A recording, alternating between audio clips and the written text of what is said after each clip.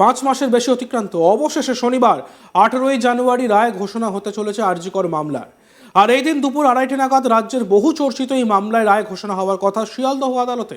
এখনো পর্যন্ত এই মামলায় কলকাতা পুলিশের সিভিক ভলেন্টিয়ার সঞ্জয় রায়কেই দোষী সাব্যস্ত করা হয়েছে। যদিও নির্যাতিতার বাবা মা সকলেরই দাবি শুধুমাত্র সঞ্জয় নন, এই ঘটনার পিছনে রয়েছে আরও একাধিক ব্যক্তি। তাই শনিবার আদালতে রওনা হওয়ার আগে এক রাশ হতাশা শোনা গেল অভয়ার বাবা মায়ের গলায়। শনিবার সকালে আদালতে যাওয়ার আগে তারা জানান, আমরা সবকিছুই হারিয়েছি, নতুন করে আর কিছুই পাওয়ার নেই। এখন বিচারক যদি সঠিক রায় দেন, আমার মেয়ের আত্মাটা হয়তো একটু শান্তি পাবে। এদিন অভয়ের মা বলেন, সঞ্জয় রায়কে দোষী সাব্যস্ত করা হয়েছে, ওরই সাজা ঘোষণা হবে। বিচারক যেটা ভালো মনে করবেন তাই হবে। এটাতে আমাদের আশা বা নিরাশার কিছু নেই, কোনো কারণ নেই। তদন্ত এগোচ্ছে, সিবিআই সাপ্লিমেন্টারি চার্জশিট দেবে, ফলে বিচার প্রক্রিয়াও থেমে থাকবে না, তদন্তও সামনের দিকে এগিয়ে যাবে। তাদের দাবি শুধু সঞ্জয় রায় নয়, এর পিছনে জড়িত রয়েছে আরও একাধিক ব্যক্তি এবং তারাও এদিন ধরা পড়বে, সাজা হবে। মায়ের অভিযোগ শুধু টালা থানার ওসি নয়, ও তৎকালীন সিপি বিনীত গোয়েল, এসপি এস মুরলীধরন সমানভাবে দায়ী। তার কারণ, আমরা যখন 12টা 15 নাগাদ ঢুকেছি তখন তাদের উপস্থিতিতে একাধিক মানুষ সেখানে ছিল। আমার প্রশ্ন, কেন একটা ক্রাইম সিনে এতগুলো লোক থাকবে? কর্তব্যের গাফিলতিতে ওনাদের কেন গ্রেপ্তার করা হলো না? এমনকি আমার মেয়ের সঙ্গে যে 4-5 জন ডাক্তার ছিল তাদের হেফাজতে নিয়ে জিজ্ঞাসাবাদ করেনি কেন? তাহলে কি সত্যিটা বেরিয়ে আসবে না? অভয়ের মা কি বলছেন আমরা শুনবো। সঞ্জয় রায়ের বিরুদ্ধে চার্জশিট এসেছে, ওরই সাজা ঘোষণা হবে। এটা জজ যেটা ভালো মনে করবেন সেটাই করবেন। এটাতে আমাদের আশারও কিছু নেই, নিরাশারও কিছু নেই। তদন্ত আমরা মনে করছি এগোচ্ছে এবং মানে সিবিআই তো এখনও আর কারো বিরুদ্ধে চার্জশিট আনেনি, আরও চার্জশিট আনবে। আসল অপরাধীরা ধরা পড়বে, তদন্ত হবে, বিচার প্রক্রিয়াও শেষ হয়ে যাবে না, তদন্তও চলবে, বিচারও চলবে। না, ব্যক্তিগতভাবে কিছু মনে করছেন যে এই সাজা হলে একদম দৃষ্টান্তমূলক একটা হতো? না, সেটা জজ যেটা ভালো মনে করবেন সেটাই করবেন। আমরা মনে করার কি এখানে? আমরা এখন কিছুই মনে করার মানে আমরা সব কিছুই হারিয়েছি, কিছুই আর পাওয়ার নেই আমাদের। যদি সঠিক তদন্ত হয়ে বিচারটা সঠিক হয়, আমার মেয়ের আত্মাটা হয়তো একটু শান্তি পাবে। আচ্ছা, সেটি হচ্ছে যে আপনারা কালকেও শুনছিলাম যে বেশ কয়েকজন জড়িত আছে, শুধু সঞ্জয় রায়, আপনি এখনও যেটা বললেন, তো তাদের কি আদৌ গ্রেপ্তার করা সম্ভব হবে? মানে অবশ্যই সরকারের যে সদিচ্ছা বা সরকারের সদিচ্ছা কোর্ট বলবে। আমরা কোর্টের কাছে রেখেছি আমাদের কোশ্চেন, সুপ্রিম কোর্টে রেখেছি, হাইকোর্টে রেখেছি এবং শিয়ালদা কোর্টেও রেখেছি। কোর্টই বলবে। टाला थाना ओसी को लेकर क्या कहना है?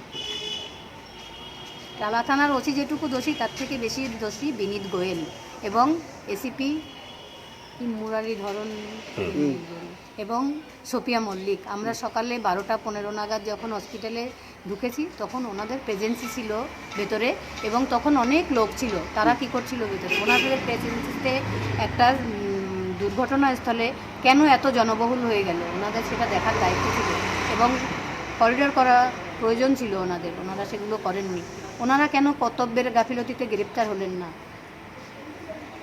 এবং এটাও শোনা যাচ্ছে যে বেশ কয়েকজন ডাক্তারও ওখানে জড়িত ছিল এবং বেশ কয়েকজন নামও সামনে এসেছে। 4 জন ডাক্তার আমার মেয়ের সঙ্গে যারা ছিল তাদের তো জিজ্ঞাসাবাদও ঠিকঠাক করা হয়নি। তারা হেফাজতে না নিলে কি সত্যি কথা বলবে?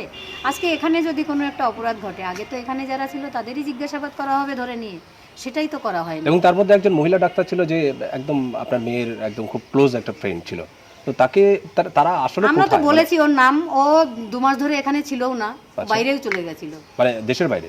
দেশের বাইরে মানে ওর বাড়িতে চলে গেছিল। তারপরে আবার এখন এসেছে এবং সিবিআই ওকে জিজ্ঞাসা করেছে। কি জিজ্ঞাসা করেছে আমি জানি না, তবে আমরা ওকে প্রথম থেকেই অভিযুক্ত মনে করি। আচ্ছা, सीबीआई के ऊपर भरोसा है आपको? আমাদের কোর্টের উপরে ভরসা আছে। রায়ের বিষয়ে জিজ্ঞেস করো, রায়ের বিষয়ে আজকে রায় হবে সেই বিষয়টা। না, আজকের যদি কোনো একটা রায় তো দেবে, কিন্তু রায়ের পরে আপনাদের পরবর্তী পদক্ষেপ কী হবে? পরবর্তী পদক্ষেপ আমাদের 5 তারিখ সুপ্রিম কোর্টে হিয়ারিং আছে। আচ্ছা, সেটা যদি এখানে হাইকোর্টে চলে আসে তাহলে হাইকোর্ট শুনবেন, আমাদের সমস্ত কোশ্চেনের অ্যান্সার দেবেন এবং রাস্তার আন্দোলনকেও বলবো, যারা এতদিন আমার পাশে ছিলেন, সমস্ত মানে কোনো রাজনৈতিক রং ছাড়াই সমস্ত জনসাধারণ যেভাবে আমাদের পাশে ছিলেন, আজকের রায়ের পরেও এভাবেই পাশে থাকবেন। মানে বিচার প্রক্রিয়া হবে, মানে তদন্ত শেষ হয়ে যাবে না, বিচারও শেষ হয়ে যাবে না, আপনারা আশাহত হবেন না। এবং আমাদের পাশে থাকবেন, লড়াই চালিয়ে যাবেন। সুপ্রিম কোর্টে যাবেন আপনারা? অবশ্যই যাবেন। মানে 5 তারিখে আপনারা কি না, 5 সরাসরি তারিখে না যাব না। সরাসরি থাকবেন না? কেউ কেউ বলছে যে আপনারা একটা বিপথে পরিচালিত হচ্ছিলেন, মানে মিসগাইড করা হয়েছিল, এটা কিরকম, মানে আদৌ কি সঠিক? না, সে আমাদের রাজনৈতিক কেউ হোক আর- মিসগাইড করছে না। আমরা সবার সঙ্গে আছি। যেহেতু আমার মেয়ে যেদিন মৃত্যু হয়েছে সেদিনই মানে আমার মেয়ে সারা পৃথিবীর ঘরের মেয়ে হয়ে গেছে। আমি মনে করছি আমার পরিবারটা এখন অনেক বড় হয়ে গেছে। তাই যারা আমাদের মেয়েটাকে ঘরের মেয়ে মনে করেছিলেন তারা কেউ আমাকে বিপথে চালিত করবেন না, এবং আমিও কারো মানে ইয়েতে বিভ্রান্ত হব না, কারণ আমি যা হারিয়েছি, হারানোর আর কিছুই আমার নেই। তাই আমি যাতে সঠিক তদন্ত হয়, সঠিক বিচার হয়, সেই পথেই যাব। কালকে আমরা শুনছিলাম যে সিবিআই যে সাবেক ডিরেক্টর, প্রাক্তন ডিরেক্টর উপেন বিশ্বাস, তিনি একটা আশ্বাস দিয়েছিলেন যে আপনাদের পাশে দাঁড়ানোর। হ্যাঁ, উনি সেটা- আমাদের বাড়িতেও বলেছেন যেতে, হ্যাঁ। বলেছেন আমরা শূন্য থেকে শুরু করব। কালকে সেটা লাইভেও বলেছেন যে আমাদের জায়গা খোলা আছে এবং বিচার আমরা পাবই। তাহলে তিনি পাশে দাঁড়ানো মানে একটা অন্যরকম একটা মনোবল হতো।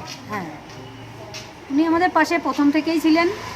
আমাদের আগেও বলেছিলেন, বাড়ির ঠিকানা দিয়েছিলেন যোগাযোগ করতে, আমরা সময় হয়ে ওঠেনি, এবং কালকেও বলেছেন বাড়িতে যেতে, এবং সবসময় পাশে আছেন, এবং উনি আশ্বাসও দিয়েছেন আমরা শূন্য থেকে শুরু করব, বিচার আমরা পাবো। এখনো পর্যন্ত যা হয়েছে কোথাও তো আপনার বারবার করে বলছেন যে রাজ্য সরকার দায়ী, এখনো পর্যন্ত আপনার গতকালেরও স্ট্যান্ড তাই ছিল। রাজ্য সরকার দায়ী, এটাই তো বললাম। এই যে স্যালাইন কাণ্ডে 12 জন ডাক্তার সাসপেন্ড হল, Yes. এখানে আমার মেয়েও তো একজন কর্তব্যরত ডাক্তার। Yes. এখানে তো কেউ কর্তব্যর গাফিলতিতে সাসপেন্ড হলো না, কেউ অ্যারেস্টও হলো না হসপিটালের কেউ, শুধু একজন বাইরের সিভিক ভলেন্টিয়ার এসে অ্যারেস্ট হলো। চলো ছেড়ে দাও।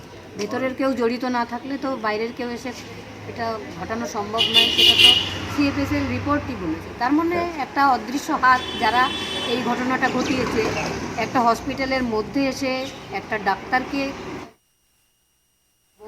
এটা তো অনেক পাওয়ার দরকার।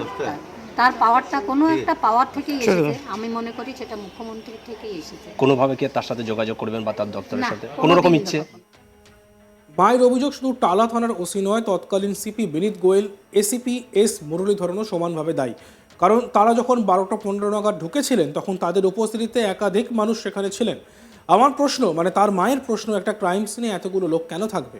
কর্তব্যের গাফিলতিতে ওনাদের কেন গ্রেপ্তার করা হলো না? এমনকি তার মেয়ের সঙ্গে যে 4-5 জন ডাক্তার ছিল তাদের হেফাজতে নিয়ে কেন জিজ্ঞাসাবাদ করা হয়নি?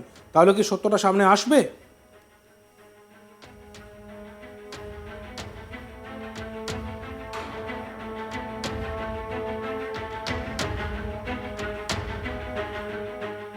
দেখতে থাকুন আজ তক বাংলা। আমাদের চ্যানেলটিকে সাবস্ক্রাইব করবেন, ভিডিওসগুলি ভালো লাগলে লাইক করবেন, কমেন্টস করবেন, শেয়ার করবেন।